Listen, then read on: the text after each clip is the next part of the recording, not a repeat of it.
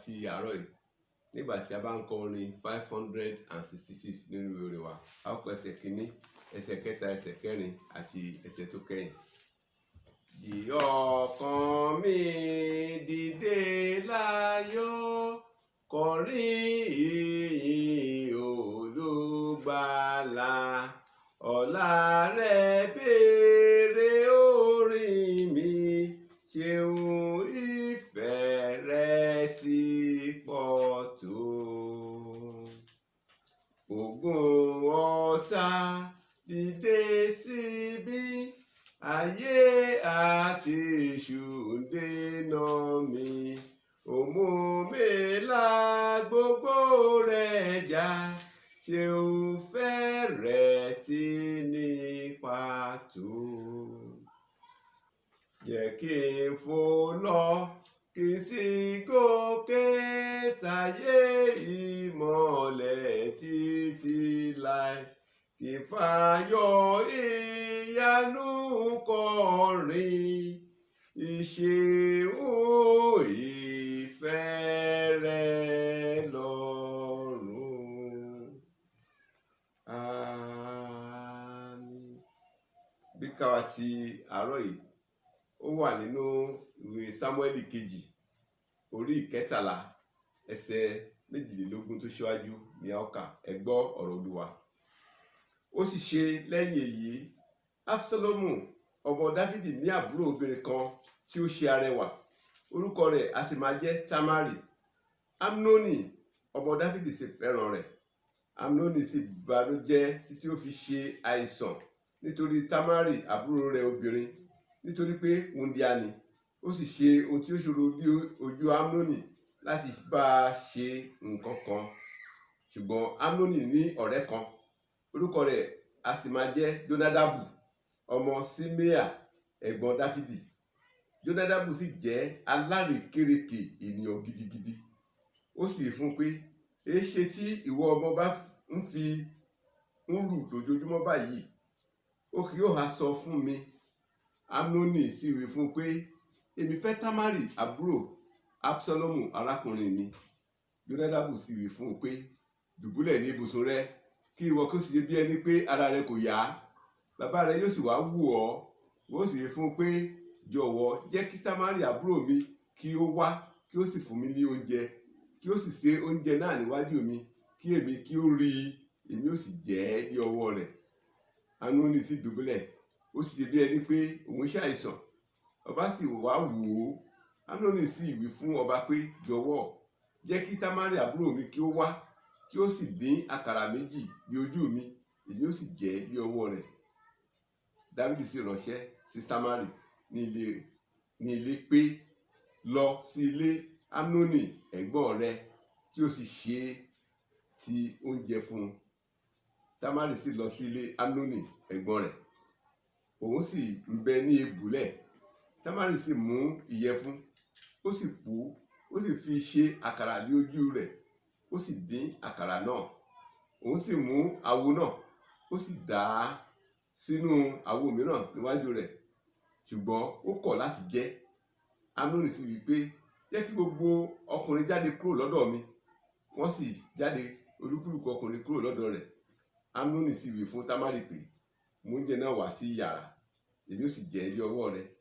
Tamari sì mú àkàrà tí ó ṣe, ó sì mú un tọ̀ Amnoni ẹ̀gbọ́n rẹ̀ ní ìyẹ̀wù.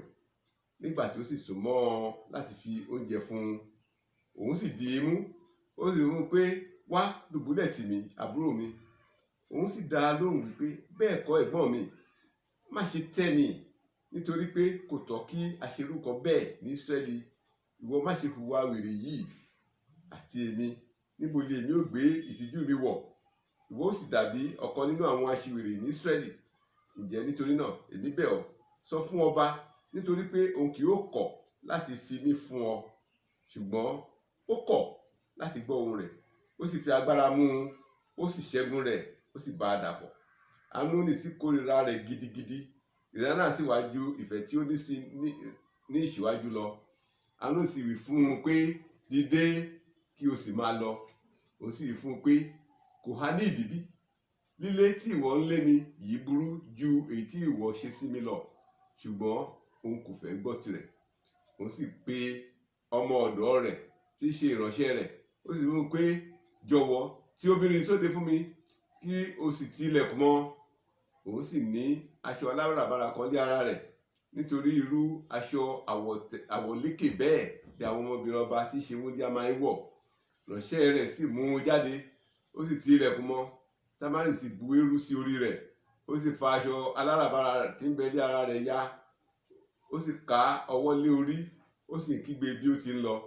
Absalomu ẹ̀gbọ́n rẹ̀ sì bi léèrè pé, Amnoni ẹ̀gbọ́n rẹ̀ bá ọ ṣe bí? Ǹjẹ́ àbúrò mi, dákẹ́, ẹ̀gbọ́n rẹ̀ ní ṣe, má fi nǹkan yìí sí ọkàn rẹ̀. Támárì sì jókòó ní ìbìnújẹ́ ní ilé Absalomu ẹ̀gbọ́n rẹ̀. Ṣùgbọ́n nígbà tí Dáfídì ọba gbọ́ gbogbo nǹkan wọ̀nyí, inú rẹ̀ bàjẹ́ gidigidi. Absalomu kò sì bá Amnoni sọ nǹkan rere tàbí búburú, nítorí pé Absalomu kórìíra Amnoni nítorí èyí tí ó ṣe, àní tí ó fi agbára mú Támárì àbúrò rẹ̀. Èyí ni ọ̀rọ̀ Olúwa.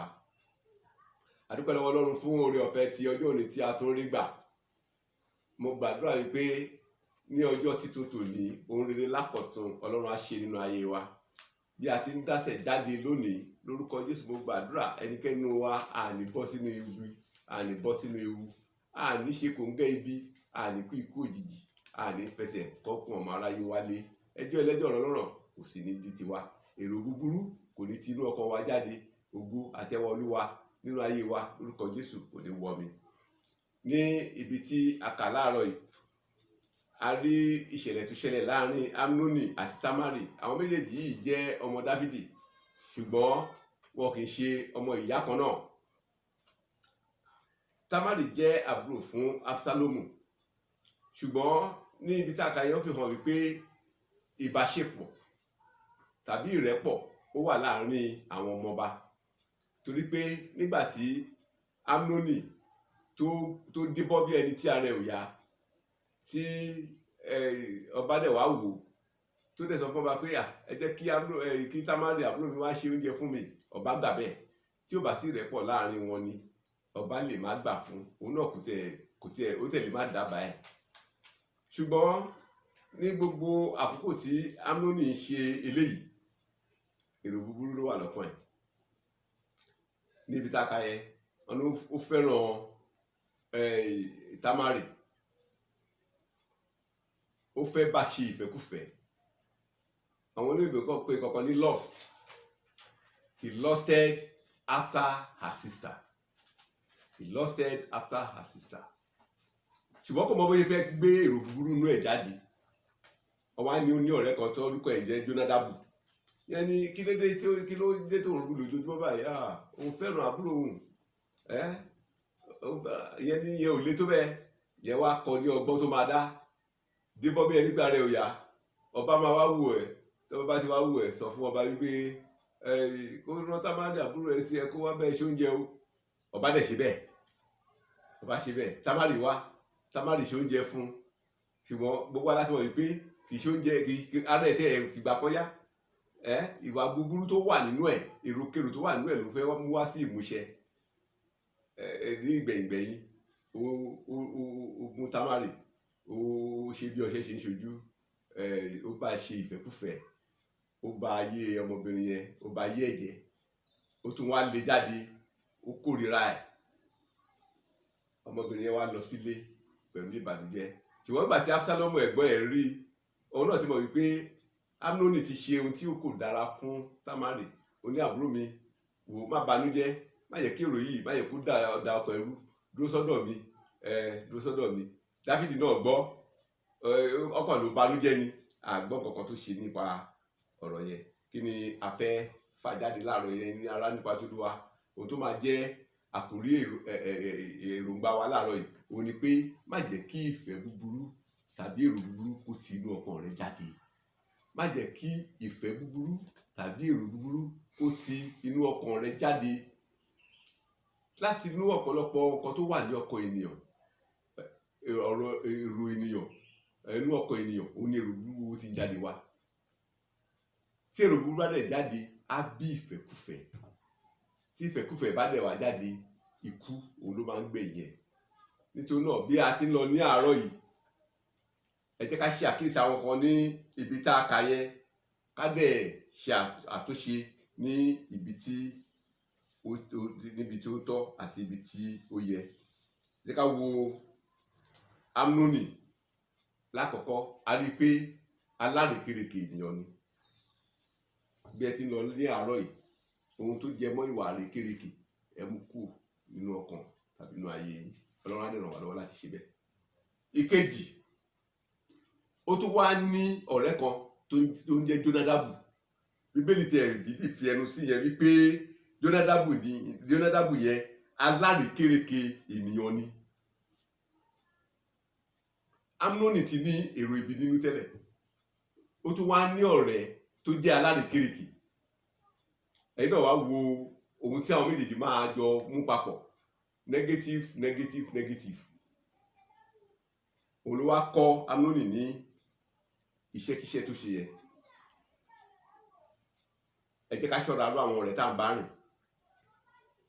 Ọ̀rẹ́ lè ba ayé ènìyàn jẹ́, tàbí èrò ènìyàn tá à ń bá rìn ó lè ba ayé ènìyàn jẹ́, bí a ṣe lè rí lára àwọn tó máa tún ayé ènìyàn ṣe. Ẹ jẹ́ ká farabalẹ̀ láti mọ irú ọ̀rẹ́ tí a máa bá rìn, tàbí ọ̀rẹ́ tí a máa ní, tàbí àwọn aláfọ̀rọ̀lọ wa. Amnoni ó fi ọ̀rọ̀ lọ Jónádàbù, ṣùgbọ́n ìṣe ni Jónádàbù túbọ̀ ṣì lọ́nà síwájú àti síwájú. Mo gbàdúrà pé bí ẹ ti ń lọ lónìí, ẹni tó máa ṣì yín lọ́nà lórúkọ Jésù ẹ ní ṣe kòńgẹ́ wọn. Lórúkọ Jésù bí ẹ ti ń lọ, ẹ ó padà sí láyọ̀ àti ní àlàáfíà. Ẹ jẹ́ ká wo Támárì. Támárì náà kò kíyèsára, ó lè jẹ́ ọmọdé ló fi ṣe. Ọ̀pọ̀lọpọ̀ àwọn òbí lọ́dẹ la máa ń ṣe àṣìṣe yẹn, tá máa kàn yọ̀ǹda àwọn ọmọ wa obìnrin, tá máa fi wọ́n lẹ̀ láì bójútó wọn, láì bìkítà. Dáfídì ní kí Támárì lọ sí ọ̀dọ̀ ẹ̀gbọ́n ẹ̀, kì í ṣe nǹkan tó burú nìyẹn. Ṣùgbọ́n nígbà tí Támárì délẹ̀, ó ṣe àkàrà, kàkà kí Amnoni jẹ́, ó ní kó dà sínú àwo mi, ó dà sínú àwo mi. Ó ní kó gbogbo wọn ìránṣẹ́ kí gbogbo wọn jáde. Gbogbo wọn tó jáde, síbẹ̀ Támárì ò fura pé nǹkan kan fẹ́ ṣẹlẹ̀. Ó ní kó tilẹ̀kùn, wọ́n tilẹ̀kùn, ó dúró síbẹ̀. Ẹ jẹ́ ká kọ́ àwọn ọmọ wa bí wọ́n ṣe ń kíyèsára. Ìfura lóògùn àgbà. Tí a bá kọ́ wọn bí wọ́n ṣe ń kíyèsára, Ọlọ́run má jẹ́ kí wọ́n bọ́ sọ́wọ́ àwọn ìkòkò. Mo gbàdúrà wípé àwọn ọmọ wa ò ní bọ́ sí ọwọ́ ìkòkò. Ju bẹ́ẹ̀ gbogbo ẹ lọ, Amnoni ó ṣe Támárì, ó ṣe báṣubàṣu. Láyé tá a wà ní ìsinyìí, ẹ rí i pé ojoojúmọ́ náà pariwo réèpù. A rí i pé ojoojúmọ́ náà pariwo réèpù. Nǹkan kan ló ń fa réèpù yẹn, èrò búburú nú ọkàn àwọn ènìyàn òun ló ń fà. Mo gbàdúrà wípé láti wákàtí ìlọ, ẹ jẹ́ ká gbàdúrà kí èrò rere kó má ti inú ọkàn wa jáde, kí èṣù kó má ṣe wọ inú ọkàn wa, kí ayé kó má ṣe bà ayé wa jẹ́. Gbogbo tí a ṣe lónìí, mo gbàdúrà wípé ẹ̀mí Ọlọ́run á darí wa, ẹ̀mí èṣù kò ní agbára lórí wa, ọkàn yín á balẹ̀, inú yín á dùn, ara yín á sì yá. Ẹ jẹ́ kí a gbàdúrà. A dúpẹ́ lọ́wọ́ yín Olúwa fún ìmọ́lẹ̀ ọjọ́ tuntun tòní tẹ́ ẹ fún wa. Olúwa, gba ọpẹ́ àti ìyìn wa. Bí a ti ń lọ lónìí, ẹ jẹ́ kí èrò rere ẹ jẹ́ kó sọ jáde láti inú ọkàn wa. Ẹ̀mí búburú, ẹ̀mí ṣiṣẹ́, ẹ má jẹ́ kó bàlẹ̀ ẹnikẹ́ni nínú wa. Bí a ti ń lọ, àwọn ọ̀rẹ́ tó máa bá ayé wa jẹ́, àwọn aláfọ̀rọ̀lọ̀ tó máa bá ayé wa jẹ́, àwọn agbọ̀ràn tó máa bá ayé wa jẹ́, lórúkọ Jésù Olúwa, kẹ́ ẹ lé wọn kúrò lọ́nà wa, kẹ́ ẹ fi ọkàn wa balẹ̀. Ẹ mú wa ṣe rere lọ́jọ́ òní, ẹ ràn wá lọ́wọ́, ẹ bù sí iṣẹ́ ọwọ́ wa. Ẹ má jẹ́ ká ṣe àṣedànù, ẹ má jẹ́ ká ṣe àṣírí. Ẹjọ́ ẹlẹ́jọ́ Ọlọ́run ẹ má jẹ́ kó di tiwa. Ẹ má jẹ́ ká fẹsẹ̀ kọ̀ọ̀kan ẹjọ́ wálé. Gbogbo ìdáwọ́lé wa lónìí, ẹ jẹ́ kó yọrí sí rere, kẹ́ ẹ mọ ipò darí wa, kẹ́ ẹ tàn ìmọ́lẹ̀ sí òkùnkùn ayé wa. Nígbà tá a bá padà sílé ní àṣálẹ́, ẹ fún wa ní oore ọ̀fẹ́ ká lè yìn lógo. Nítorí Jésù Kristi Olúwa àti Olùgbàlà wa. Àmín.